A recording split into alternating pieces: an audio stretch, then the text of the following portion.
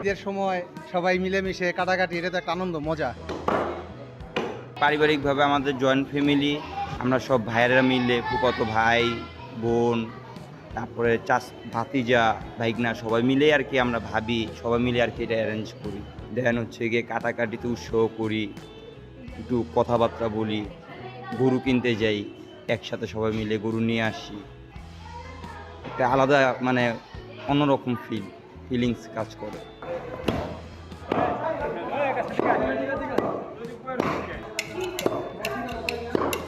আগে তো ছেলেরা ছোট ছিল, এখন তো বড় হয়েছে, এখন কাটাকাটি করে আল্লাহর রহমতে, কম করে, বেশি না করে করে। তারপরে নিজের ছেলে মেয়েদের নিয়েই আমাদের ঈদ। কোরবানি তো একটা অন্যরকম আনন্দ, ঠিক আছে।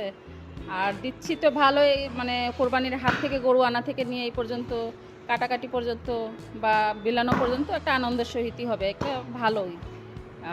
আমরা এটাকে খুব ভালো একটা আমেজের মাধ্যমে এটা পার করি আর কি।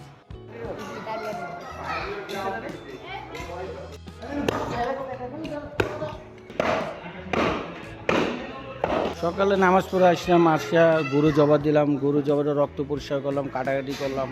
কিন্তু একটি সমস্যা, সিটি কর্পোরেশন আমাদের দিয়ে ব্লিচিং পাউডারও দেয় না, বস্তাও দেয় না। আমরা এটি ফালাবো কোথায় এখন? ফালানোর কোনো জায়গাও খুঁজে পাইতেছি না। রাস্তা ছাড়া তো কোনো উপায় নেই এখন।